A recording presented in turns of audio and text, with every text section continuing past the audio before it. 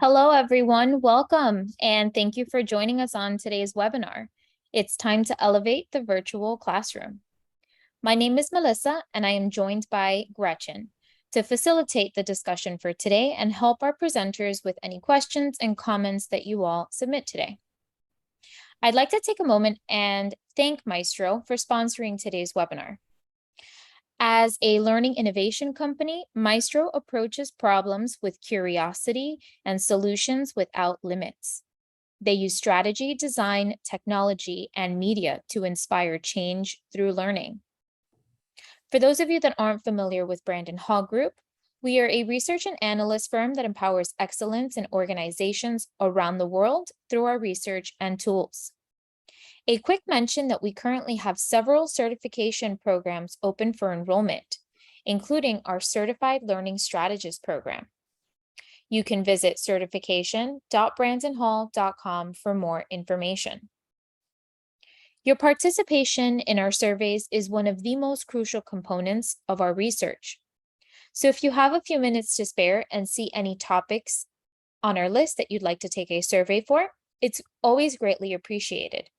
Links will be available in your handout, and you can always visit brandonhall.com for the latest list. All participants do receive a piece of complimentary research once the results have been analyzed. And here's what's on the agenda for today.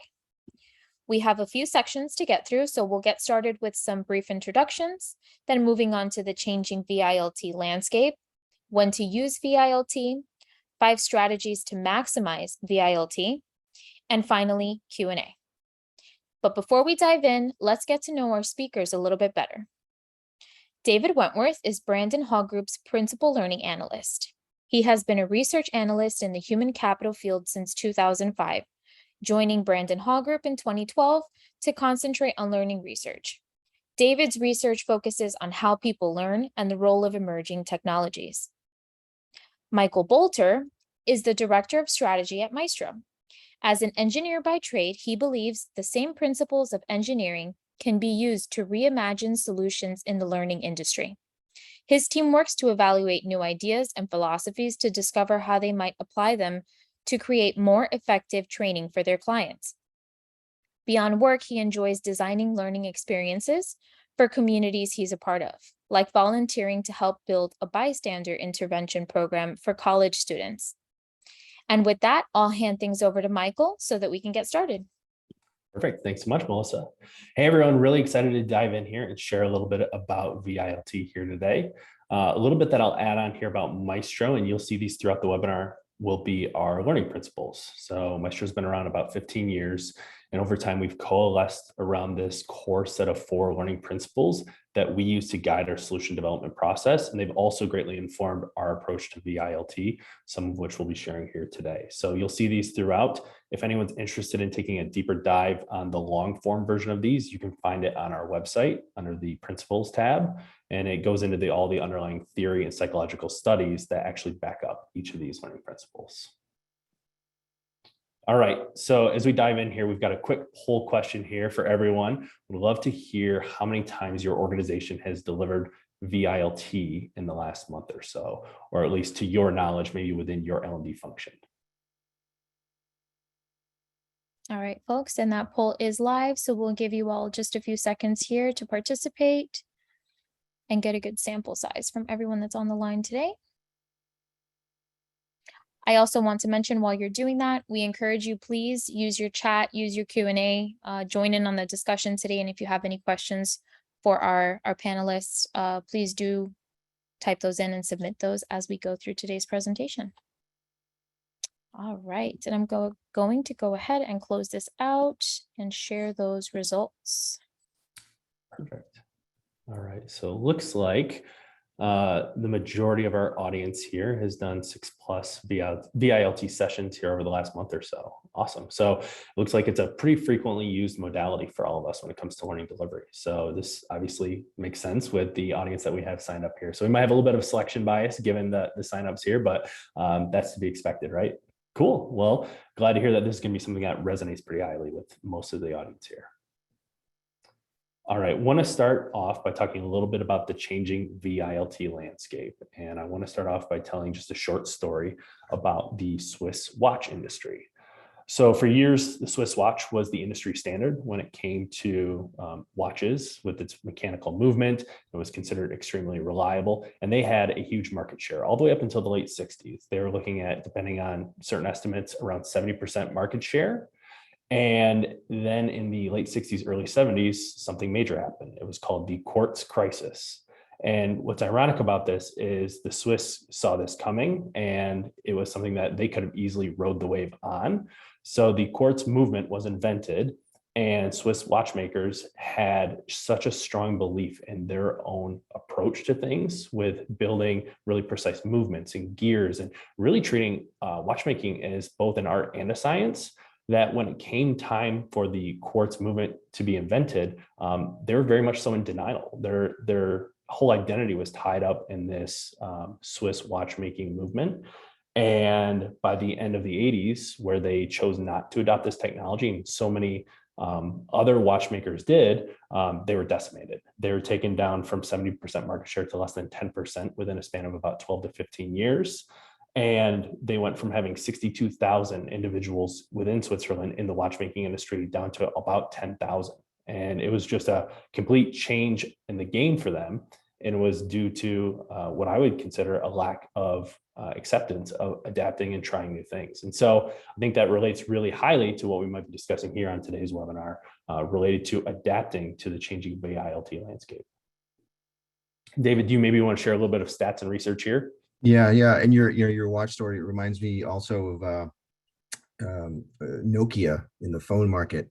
Apparently had a touchscreen interface for phones about 5 or so years prior to the first iPhone, and leadership decided that was not going to be practical for phones, and decided that they weren't going to continue. And prior to the iPhone coming out, Nokia was probably the leader in the cell phones, and they didn't follow that path, and here we are. And Nokia is no more, essentially. So yeah, in our research, as we've seen things shift and change since the pandemic, obviously there was that initial period where most everyone was forced to work from home or make some other arrangements. But as we've now moved on 3 years past, and organizations have adjusted and some people are coming back, what we do find though is that from our research anyway, a majority of organizations, about 84%, say we plan to have a hybrid model in our workforce. We're going to have people that work from home offices. We're going to have people that work in person. We also, those two audiences aren't going to be static. Right? We have people that maybe are in the office sometimes they're not. Maybe it's not even a set schedule. So the dynamics of whatever we used to consider in the workforce have changed dramatically. And it's not as though remote work is some brand new concept, obviously. I mean, I've been working out of a home office for more than a decade, but the fact is that there is now a large contingent of remote workers from many organizations that processes and strategies and technologies, the things that they do, they have to take that into consideration now when they make plans about, well, let's not forget, we now have this, this large population of remote workers that we have to consider whenever we put something into motion. So it's really driving a huge shift. And it's a shift that was sort of already in the making prior to the pandemic. There was obviously a lot of digital transformation going, a lot of move towards virtual and digital tools, but obviously the pandemic just shifted that into overdrive. Yeah. And so as a result, we see that organizations are really looking forward to seeing the use of virtual instructor-led training, or VILT, moving forward. About 2/3 of organizations plan to continue to use it, which is not too surprising. I think what we've also seen happen is organizations that may have been resistant to it or hesitant to use it in the past, really relying on that in-person instructor-led training, when they are sort of forced to experiment with virtual instructor-led training, they found that in many cases it works if it's done right, which is obviously why we're doing this webinar today, because there's definitely an art to it. But the benefits are there that, well, even if things start to shift back, and because we have this hybrid workforce, we're going to rely more heavily on VILT than we have in the past. And then what we've also seen is, here we are on a Zoom call, right? And I think we've all experienced a huge increase in the amount of time we spend in these little boxes. And learning was very quick to leverage that, say, well, look, we've already got people in these places. Can't we just add a learning element to it, right? Can we turn this into the classroom? A lot of experimentation with that, a lot of hit and miss with this experience. And it's a challenge because, you've probably heard Zoom fatigue, the idea that if everything is going to happen in this environment, it sort of becomes a little overwhelming.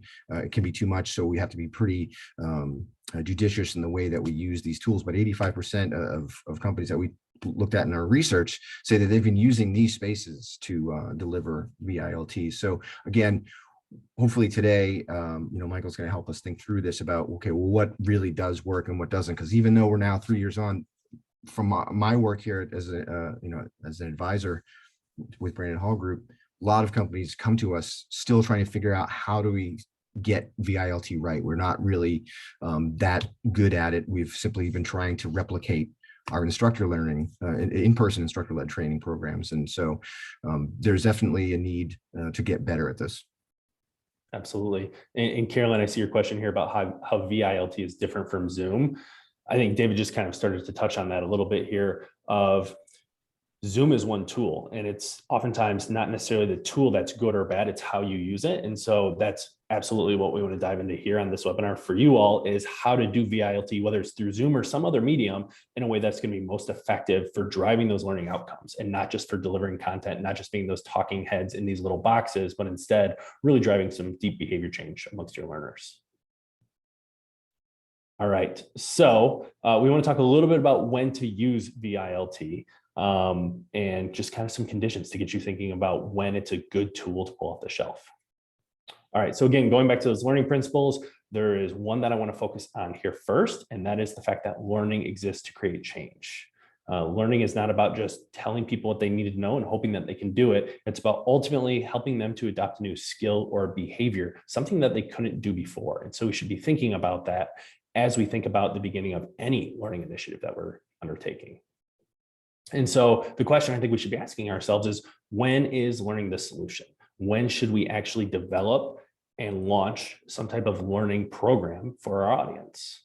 And I would say the easy thing to do here is ask yourself this simple question: job on the line, could our learners do what we're asking them to do? Job on the line, could our learners do what we're asking them to do? And if the answer is no, okay, great. Learning is an appropriate solution. We should think about how we can help them to adopt this new behavior, this new skill, and do it really well, and actually be prepared for this in the field, on the job, wherever it's going to take them.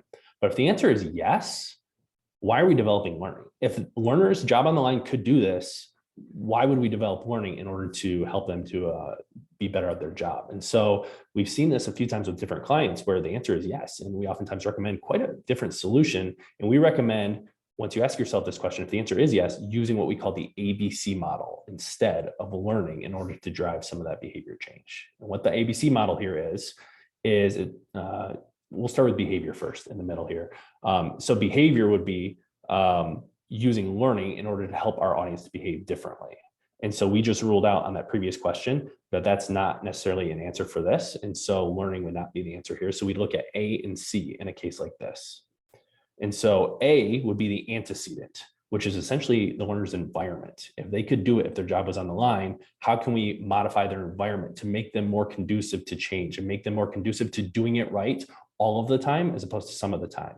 And so that might be shifting around some of their work environment, their office area, for fewer distractions. Or it might be a matter of, oftentimes the environmental factors that we've seen are related to time, that they don't have enough time in their day to do what we're asking them to do. And so how can we modify their schedule or their commitments or responsibilities? So oftentimes we should look at that maybe as opposed to a learning solution. And then C stands for consequences. And we should be asking ourselves, if learning is not an appropriate solution here, how can we potentially modify the incentives? Whether those are negative, where there's some sort of punishment of some sort, or positive, where there's some type of reinforcement for when they do the job the right way. Oftentimes we find that there's no consequences at all for doing it right or wrong, or the consequences are so far out that it's hard for learners to appreciate what those are. how can we make them a little bit more relevant, a little bit more timely in order to drive behavior change that way? And so that's the first thing we'd recommend looking at here is asking ourselves, could the learner do what we're asking them to do? If the answer is yes, let's not consider learning or VILT as a solution. And instead, let's look at the antecedent and the consequences here. Perfect. All right, going back to those principles, I want to focus a little bit now on principles 2 and 3 and making learning a process and meeting learners where they are. And so the question we would ask, if learning is the solution, if we said yes or no, that learners couldn't do this without our help, we need to then ask, is VILT the right learning solution for this specific challenge? And there's lots of different learning solutions we might use. And ultimately, we need to match the right tool to the job. And in order to do that, we need to exercise our abilities in problem finding before problem solving. It's very easy to jump straight to a solution and say, well, we should do a classroom, we should do an e-learning, we should do a video, but we need to back up and ask, what are some of the underlying things about our learners or about the circumstances that we need to take a closer look at to make sure we're picking the right tool for the job? And we have a small model here that you can use in order to help yourselves assess that. All right, so we would recommend doing some type of matrix for your organization. And we typically see two main buckets that are most helpful to use: business constraints and then learner needs. And this is just a sample of what you might find in each of these. This is by no means comprehensive, and you should customize this for your own organization. But what we essentially mean by business constraints would be the scalability of the solution, or how long it takes you to develop it, or the budget that it typically takes you to develop it. And then when it comes to learner needs, we're focusing on things like knowledge. Are we helping learners to learn something new that's a little bit more theoretical or foundational? Application, are we helping them to get hands-on, and does that tool do it? And then things like support, are we providing them with coaching and correction where maybe they're applying that skill in the wrong way? And so you can start to fill out this matrix then. And again, you could have different constraints or different needs. Don't limit yourselves to just what we're sharing here. And then you can start to fill it down the other axis with all the different tools that you might use as L&D providers, and start thinking through, how do each of these tools rank or weigh in on these different areas of need? Because every tool has different strong suits, and we should be evaluating those and again, picking the right tool for the job. Some L&D jobs that we have are going to be rush jobs where we need to make sure that we're delivering very quickly, and others we're going to have more time, and that might influence the tool that we pick. So us just hypothetically filling out a matrix for a sample L&D department within an organization might look something like this. As we look at business constraints, maybe for our organization, we believe that e-learning is highly scalable. We can put it to the LMS, and within a few clicks, we can send it out to anyone and everyone and have tracking on who's taken it. Or maybe ILT, VILT is a little bit lower scalability. We have to actually have individuals sign up and then show up, and it takes a lot of coordinated effort, and maybe it's not as scalable. And then if we look at things like timeline, maybe things like e-learning games have a very long timeline, because we have to be very thoughtful with how we're developing those and how we're launching those, and really invest a lot of time and energy into thinking through the scenarios and the workflows of that. Whereas things like VILT or ILT might be very short timelines. We can be very agile, where we can have a V1 in a very short period of time, and we can iterate much more easily on that than we could on something that's more software-based, like a game or like an e-learning course. And then budget, again, might just depend on your team and your capabilities or the vendors that you use. So us just filling these out for what we would believe might be some pretty typical box checking for each of these different tools. And then evaluating how each of these work for different learner needs. E-learning is great typically for knowledge delivery, but it's not so great for allowing people to be hands-on or getting coaching support. Whereas things like VILT really shine when it comes to getting learners applying skills in a safe space and having coaches to provide them with feedback. And then other things like coaching or job aids, not so good at delivering knowledge or application, but really good at helping learners in the moment of need and providing support. So we would recommend creating something like this for your organization to evaluate, how do we pick the right tool for the job, instead of going to Articulate Rise for every single need.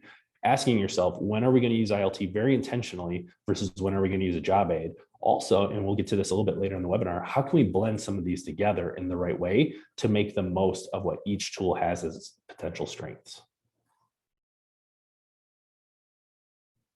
So an easy framework that we like to use for asking yourself, does the problem you're solving call for a solution that's heavily focused on application or on support, which is what ILT typically shines in, is the tell, show, do, review framework. Again, principle number 2, we talked about learning is a process. It's not a one-time event. We can't expect to just deliver a video and for people to just get it right. They need to be able to practice and apply those skills. So typically we like to use this framework to just jog our minds on how can we make learning more of a process? How can we tell learners what they need to know? How can we show them what that looks like in practice? How can we allow them to then apply it on their own and do it in a safe space? And then how can we review their work to make sure that they're not just doing it and doing it the wrong way with no awareness of that, but instead have some sort of intervention if they're maybe doing it a little bit incorrectly. And our take is that VILT strengths primarily lay within this do and review area of this framework. And we'll dig in a little bit more here in just a second as to what that looks like. Cool. So we want to talk briefly here about 5 strategies in order to maximize VILT and how to just really make sure that you're getting the most out of it. All right. So David, we got a little bit of research here that you all did as well that it feels like we could dive into here. Yeah, we wanted to, get a sense of, as organizations are doing more of this VILT, and how does that fit in with everything else that they're doing, and what's their success. So if we take a look at some of the data that we collected here on the next slide, you'll see that well, let's see here the data. Okay, yep. So yeah, for the most part, organizations are finding that their on-demand courses that they're using are, we asked them, is it just as effective as doing VILT or instructor-led classroom training? And only 5% of organizations agreed that that was the case. And I think this goes back to what you're saying, Michael, is about when you mentioned about the blend and, figuring out when to use this. I think what's always important when we focus on something so specifically like we are in this particular webinar about VILT, that we are not talking about virtual instructor-led training at the expense of everything else, right? It isn't. Instead of, it's here are the challenges and the problems that VILT can solve for. And then you have these other tools at your disposal that will solve maybe for other challenges. And so it isn't that, don't do on-demand courses and instead do VILT. It's finding out what problems am I trying to solve. But in that broader context, organizations find when we have that sort of that two-way element of learning, there's some sort of engagement and more of a real-time feel. So through a virtual event where you're speaking with other learners, with facilitators, instructors, subject matter experts, as opposed to interacting with a digital asset, companies are finding that is actually a bit more effective than the on-demand courses. So to the extent that they can use those these instructor-led mediums, whether in person or virtual, that's sort of what they want to do, what they need to do. They find that much more effective than simple, on-demand online courses. Perfect. All right. So 5 strategies here that we have for maximizing VILT. Like David said, it's not a matter of just being so binary in decision-making, choosing between on-demand courses and VILT. We want to talk a little bit here how we can make the most of it in a very specific way. So 5 strategies that we have here, and we're going to dive into each one at a time and provide you with some takeaways on how you can use each one in order to be successful and make the most of your VILT approach. All right, so the first one here, to adopt a flipped classroom approach. I saw a few questions flying back and forth in the chat around webinars versus VILT. And I think this specifically relates to that, the idea of moving beyond a webinar and thinking about how we can instead be much more hands-on and much more practical and much more application focused. So for those who are unfamiliar, a flipped classroom is this idea that in a conventional classroom, you show up and the teacher lectures and you receive all that knowledge, and then you go home and you do homework to prove that you know that knowledge, and you bring it back and get feedback. Flipped classroom reverses that. Instead of showing up and getting lectured to, in advance, you do the homework, you do the reading. And instead, the homework is reading as opposed to exercises. So you're doing the reading, you're watching the videos, and you're learning on your own time, asynchronously. And then you show up to the classroom, and the classroom now has a different approach. You do the homework in the classroom with the instructor there as a resource.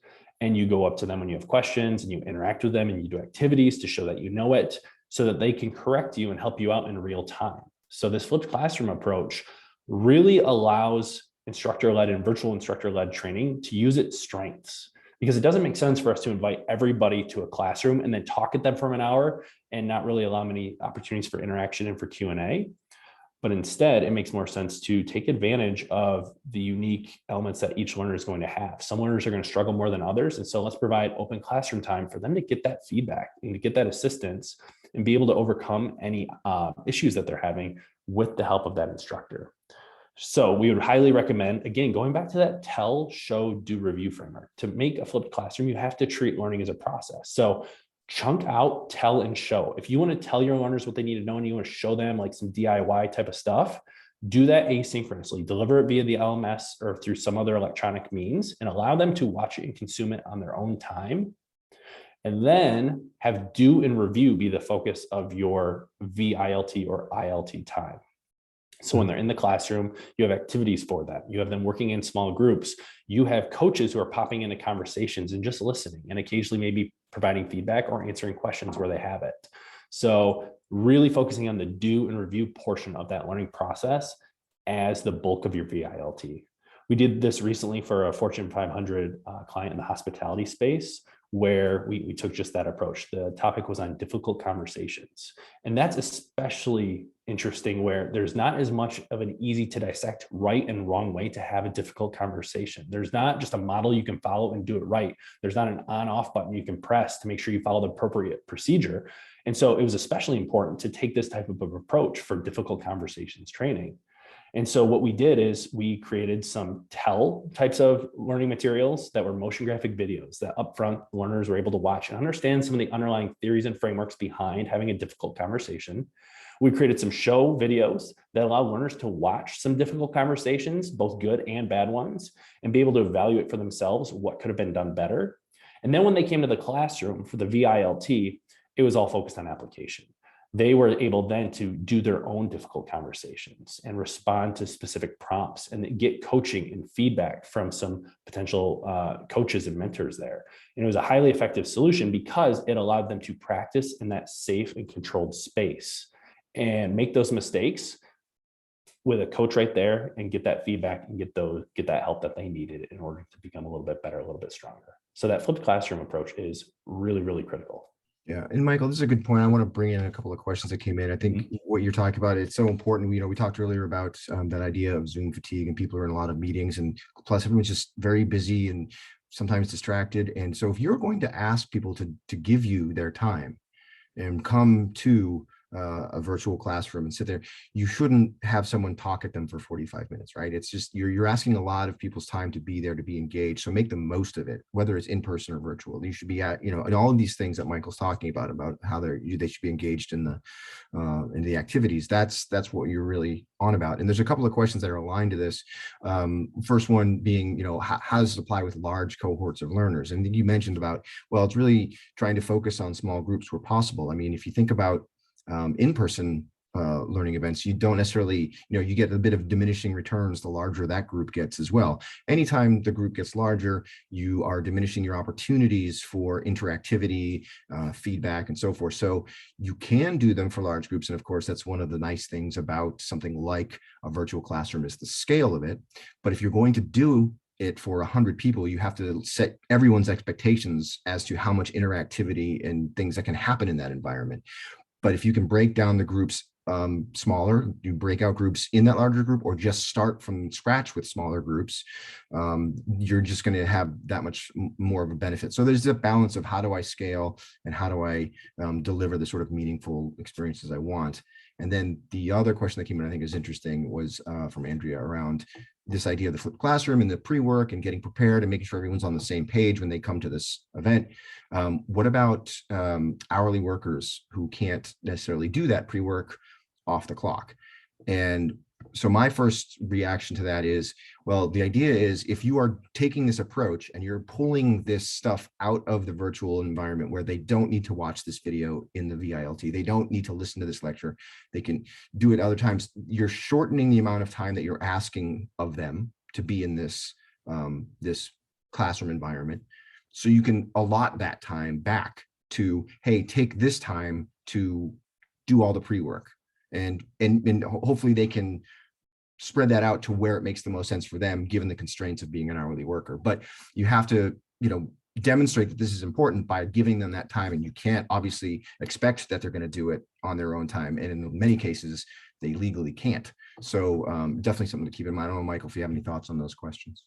Yeah, I would agree. Typically, what we see when you're moving the approach to more of a flipped classroom is the amount of time stays the same. You're just portioning out differently. And so you're asking those learners to essentially take that on the clock, just at a different point in time where it fits into their schedule, and have that done and ready when they show up to the actual interactive portion of things. Yeah. And as you go through, if you might maybe want to address this as you go, but there's a question that came in and people are seconding it as the amount of time they're kind of conjoined here. Ideal number of people in a session, as well as the ideal amount of time people should be kept in. And I think there isn't a magic number for either of those things. It depends on a lot of variables, but I think people are interested to hear your thoughts on that. Yeah, like you said, there's not necessarily a specific number. We find typically that within small groups, a sweet spot that we typically find ourselves honing in on is right around 4 to 7 individuals. Any smaller than that, and it becomes a little bit difficult to get conversation going. And any larger than that, it becomes easier for individuals to essentially hide within the group and not actually start applying those skills. So that's a very anecdotal sweet spot that we've kind of seen time and again for a lot of these small groups. And funny, 7 is the one that I always seem to fall on, and it comes from, like, say, software development groups, talking to them and how they feel like they can get their projects going. And it's just right. It's like if there's too few, then it's just, it becomes compartmentalized. Like, I do this, I do that, I do this. But if it's too many, then yeah, people get lost or start to hide. So and again, it just, like you said, it's anecdotal. I don't have a scientific study, but it's around 7. But again, you might have to do that as breakout groups if you're still delivering to a larger audience, overall. Yeah, and to tie that in with the larger question of larger cohorts of learners. So if you're, let's say, have 1,000 plus learners and you're breaking them into smaller groups of 7 each, you're probably looking at needing to recruit a large number of trainers. Or if it's a topic that, this is something that they can discuss and break out on in a relatively safe way without having a trainer there, maybe more of that approach. Or again, you might be looking at something that's a little bit more focused on you doing small, short bursts of this if you don't have that many trainers to pull from. So you're probably doing many VILT sessions that are probably on the shorter side of 15 to 30 minutes, as opposed to looking at doing one mass one with a whole bunch of trainers all at once. Thanks. Yeah. There's been a few other questions here. Ideal amount of time we kind of touched on. It depends. Again, it's very dependent on the subject matter and the activities and exercises that you have them doing. Typically, we don't like to try to exceed more than 1 hour in general, because that's a lot of time to pull from somebody for their workday, and it's easy for them to get pulled into other distractions, meetings, emails, text messages, things of that nature. And so if you are looking at something that takes more than 1 hour for them to practice those skills and do that learning, we can't recommend enough chunking it up and having something that goes in phases. And that might be over several days, it might be over several weeks, but typically never more than 1 hour at a time. If you can, shooting for a half hour is even better still. David, anything else you would add there? Just that, yeah, and even if you are going to do that hour, figure out how you're going to break that up, right? The hour can't be start stop of all one sort of thing, some like a presentation or like have moments. If an instructor is going to be, or facilitator is going to be disseminating information or talking, do that in short bits and allow spaces where there's interaction or feedback or something, so that it's just not a continuous set of one thing to break up that hour. Yep. Eric, I see your question here about participants not doing the show and tell homework beforehand and coming to VILT unprepared to have a meaningful engagement. I feel you on that. That is a potential risk point of doing this. And there's a few things that we've seen that can help to counteract that. The bigger or easier one in certain cases, depending on what capabilities you have within your organization, would be to use your LMS to push out that show and tell homework in advance and to verify via the learning record that the learner has taken this prior to the VILT, otherwise not allowing them to show up to the VILT until that's been completed. Now, that's not always foolproof. You might have individuals who took it, but maybe didn't necessarily pay full attention and retain what they need to know. And the last thing we want is for them to kind of derail the ILT experience and ask a lot more rudimentary questions that they should have a handle on if they had paid attention during the show and tell areas of homework. And it really depends on you as a facilitator and you as an organization. We worked with a client where what they wanted to do for their onboarding for their program was essentially have individuals certify at the conclusion of the onboarding program. And so if you hadn't taken all of the show and tell homework and showed up to the onboarding program ready for the hands-on sales-based activities and objection handling, all those, it was a conditional offer of employment. So it was very much so something that you weren't going to get the full offer of employment at the conclusion of the 1 week really rigorous onboarding boot camp. And that's a very realistic thing. It all depends on what types of, we talked earlier about incentives, what types of positive and negative incentives and consequences you want to have. And it's very difficult to answer. And I'm not suggesting it's an easy thing to do, but it definitely depends on the culture of the organization and what you all want to allow and let slide. Yeah. And you know, I've talked to organizations who have sort of baked this kind of thing into the performance management process. So the idea that, you know, you have that hopefully continual conversation with your manager, but when you do have that conversation, one of the elements is, oh, by the way, you know, this is really important to us. This training is not just a check the box. This is meaningful, and here's why, and we need you to do these things, and it looks like you maybe haven't, and or hey, this is great, you show up at everything prepared. So connecting that learning experience with the performance management process, getting the manager involved, as, and I don't mean getting the manager involved as a punitive thing, more as part of they are involved in your development and they're keeping an eye on what's working and what isn't for you, and so that helps as well. Definitely. For the sake of time, I want to move on here to the next strategy that we have. And we recommend leveraging something called the illusion of explanatory depth.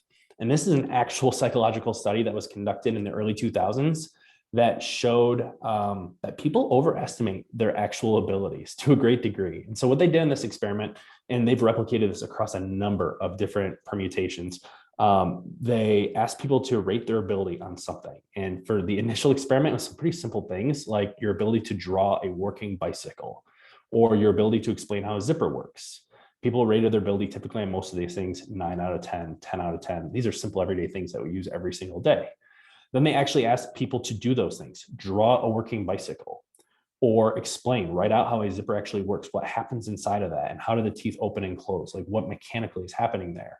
And believe it or not, those are very difficult things to do. If you were to try to sketch out a bicycle right now, and I've had lots of people actually do this experiment in a separate session that I do, people don't remember what a frame looks like. And the frame is a very specific shape for a very specific reason. Otherwise, the handlebar wouldn't be able to turn, or your chain and gear wouldn't link up. And so once you ask people to do those things and struggle through them, you ask them to re-rate their abilities. And across the board, people tend to rate themselves multiple double-digit percentage points lower on their ability to do those things.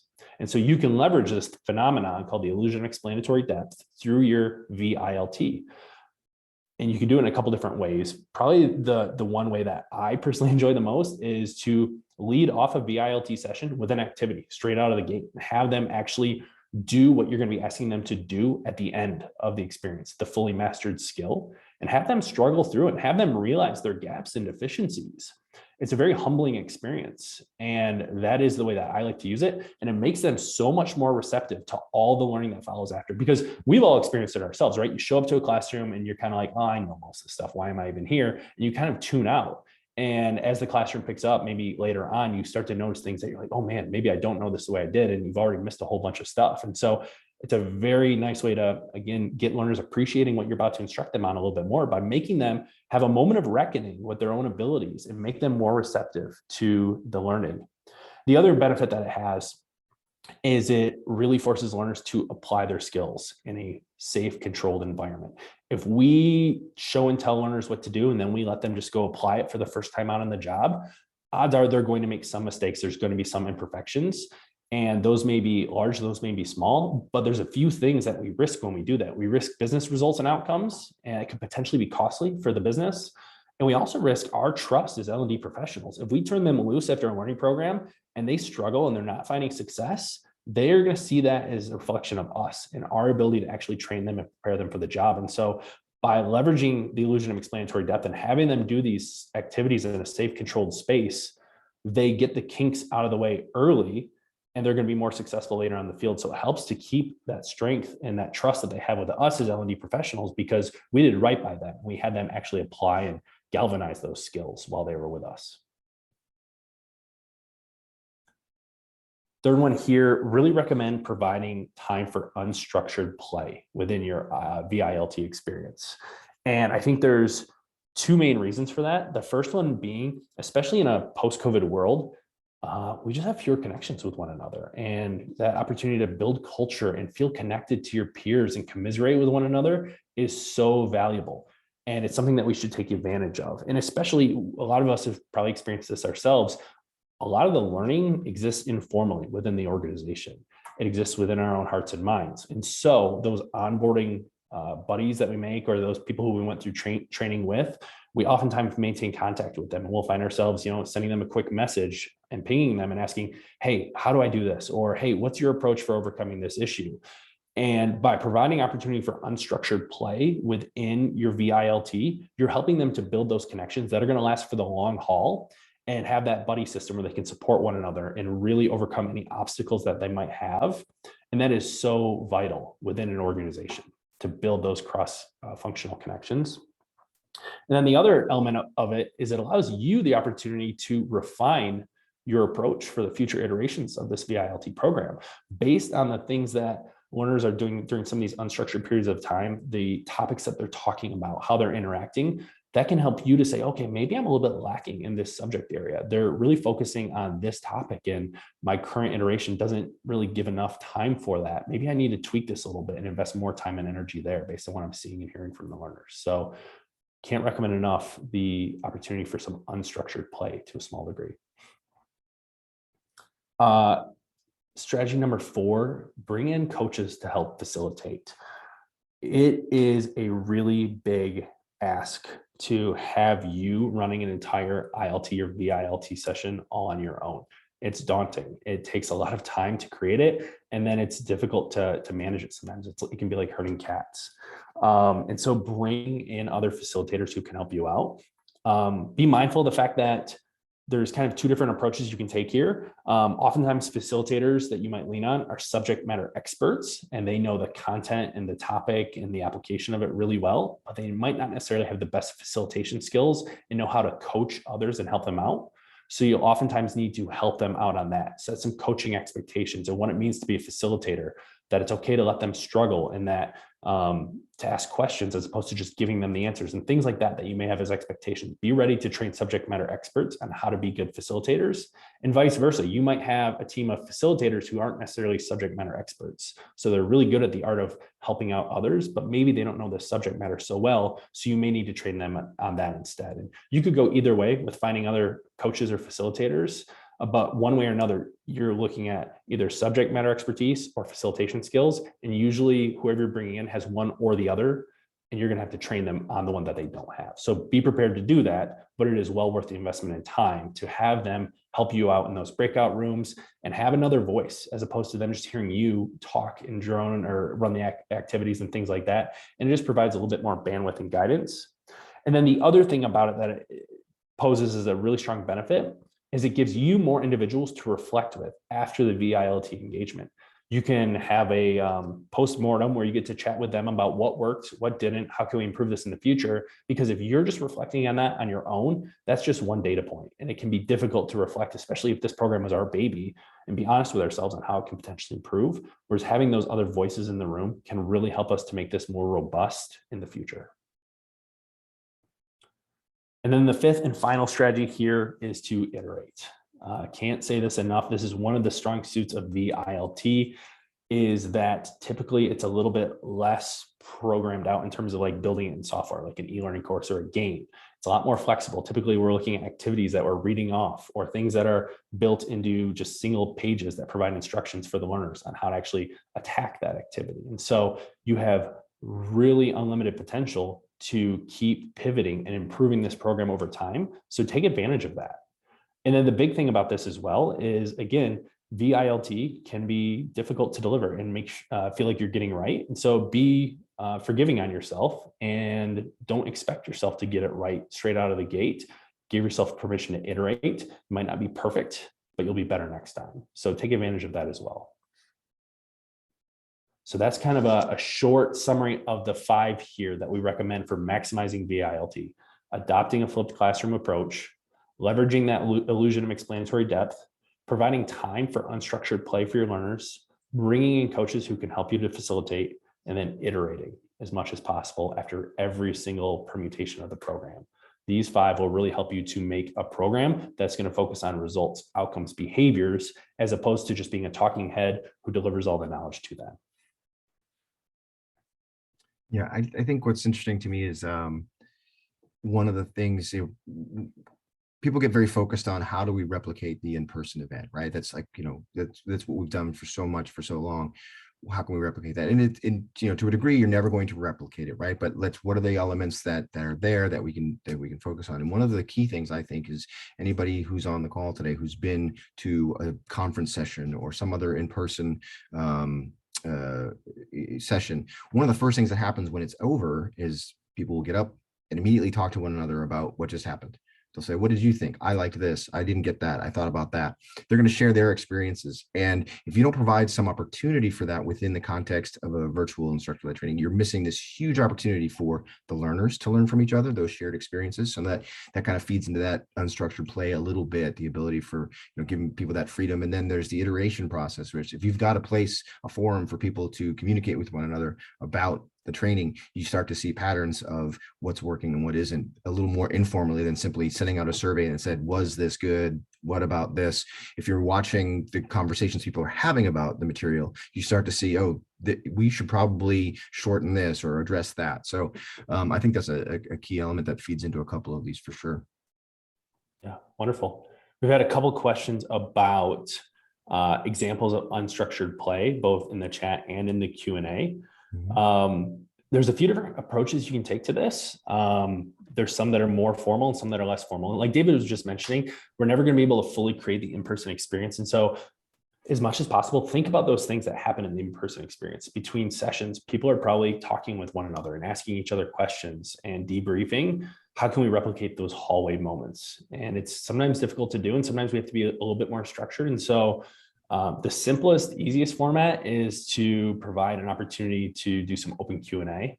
If you want to make that a little bit more structured, you can have essentially a type of question box and then have individuals vote on which ones they want to dedicate the most time to in one of the more unstructured areas of the ILT session. Or further still, you could potentially look at doing just breakouts specific to certain topics of, I want to focus more on objection handling, or I want to focus more on opening the conversation, or things that are just general categories, and then allowing them a little bit more free-form discussion within those with a facilitator there to potentially guide the conversation, coach on best practices, things of that nature, if things are going too off course.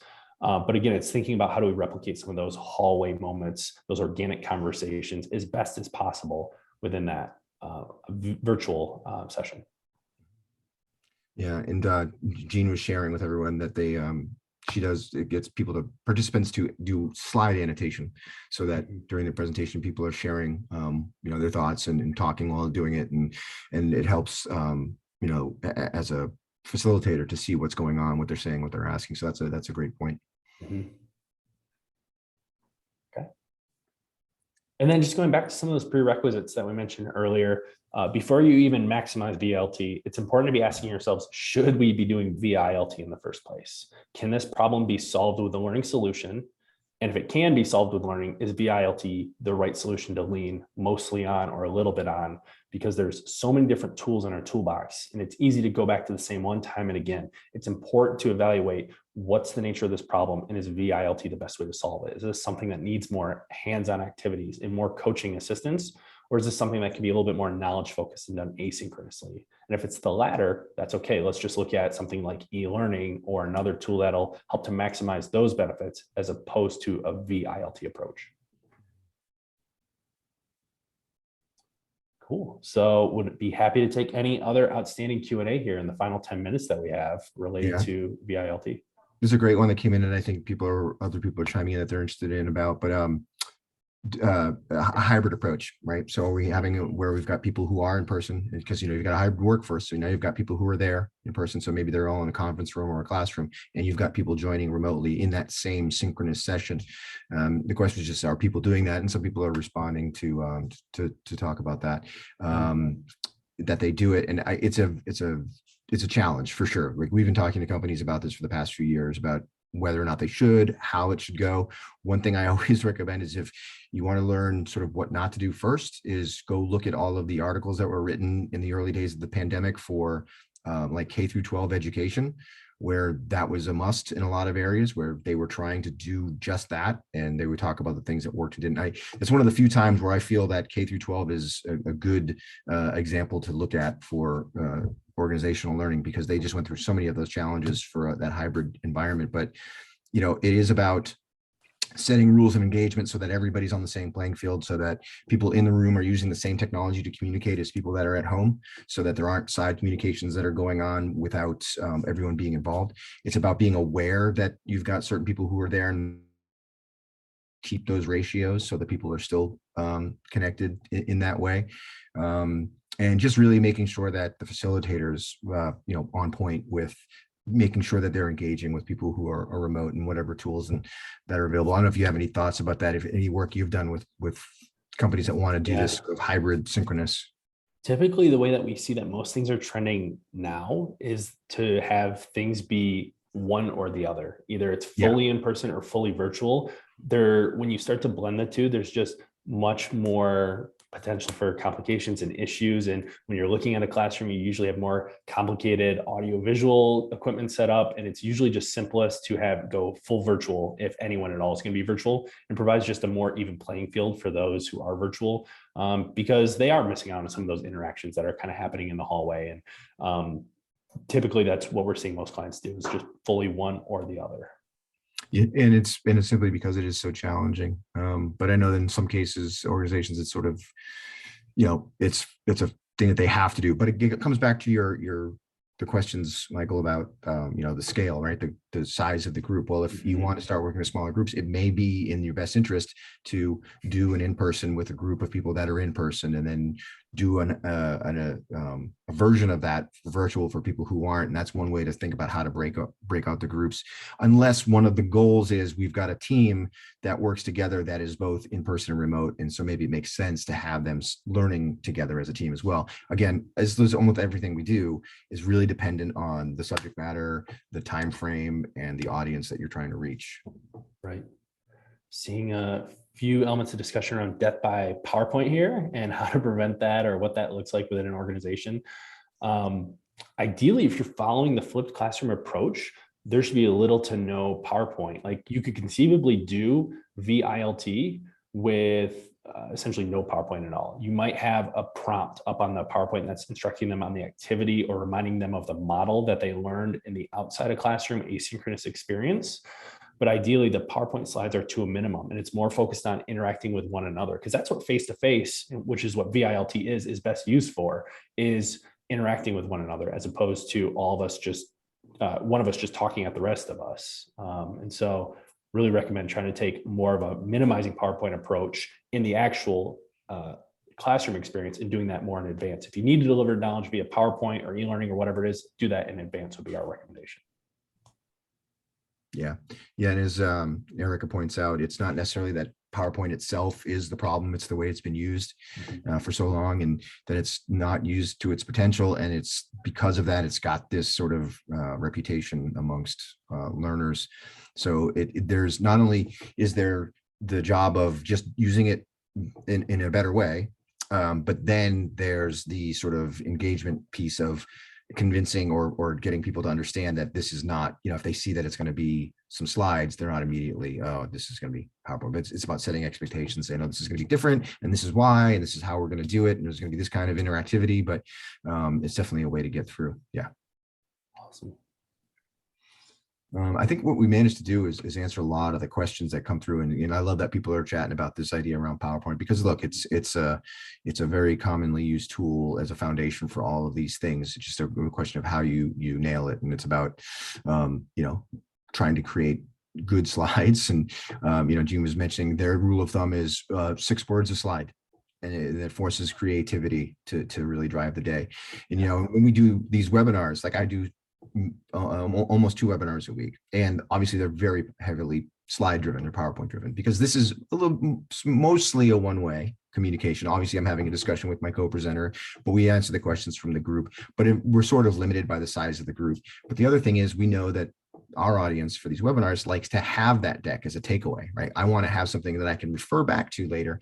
And if you've got a deck that's got 6 words on a slide with no context and no none of the speech or words that go with it, then it's not as useful. So it's balancing out what is the arena, what is the outcome, what do people expect, and sort of build to that. Definitely. And to take who had the rule of 6 words per slide, to take that just a little bit further, it was Gene. Try to challenge yourself with only images as well. It can sometimes be an interesting way to take things. Again, the idea of how can we visually show things and then have the focus on the presenter, if that's going to be an approach that we take for, again, some of that show and tell stuff that we're doing in advance of the classroom. Absolutely. Cool. Yeah, I love everyone sharing their examples and their tips and tricks. I love it. Nice. This is great. I would love to keep the conversation going with as many individuals who want to as possible, especially to that point of support and reinforcement. My email address is here. And anybody who wants to reach out to keep talking VILT or anything else related to learning, happy to do so. Yeah, that's a great point. I think everyone should take advantage of that, because if you're thinking through this and trying to build a program and leverage this stuff, obviously Michael's got some great insights and thoughts around how to do this. So I would highly recommend taking advantage of that. But yeah, I just want to thank everyone for the participation and the questions and the commentary and the chat with each other and answering each other's questions. Really great to see. Obviously, Michael, thank you so much for your time and sharing your insights and the frameworks. I think that's really important. I've been talking to companies for a while now about the ideas around VILT, but to really come in and just lay it out. Especially, I think the first thing is, should I even use this? Right? I think that's the first question. That it seems very simple, but I don't think a lot of organizations tend to ask that question first. They just assume we have to do this. This is what we're doing. So I always think that's the question for any type of modality or technology is, do we need to use this tool in this situation? Not everything is a nail, so we don't always need the hammer. So I love that piece in the table for thinking through what elements work where. Very great. So thanks so much. And of course, thanks to Maestro Learning for putting on the hour. Thank you guys. Thanks everyone for the great questions and discussion throughout. That's what made it the most fun here. And that's what starts to bring to life what we're talking about here with really effective VILT. So can't thank everyone enough for the great questions and making this relevant to you and making sure that it's not just us being talking heads here and taking a little bit of a taste of our own medicine here. Precisely. All right. Perfect. Yeah, I think we're just going to have like another minute or two on, just in case anybody thinks of a last minute question, and then we'll just great. We'll see you all later. And I think we're going to send out the deck and the link to the recording in the next day or so for folks to have. So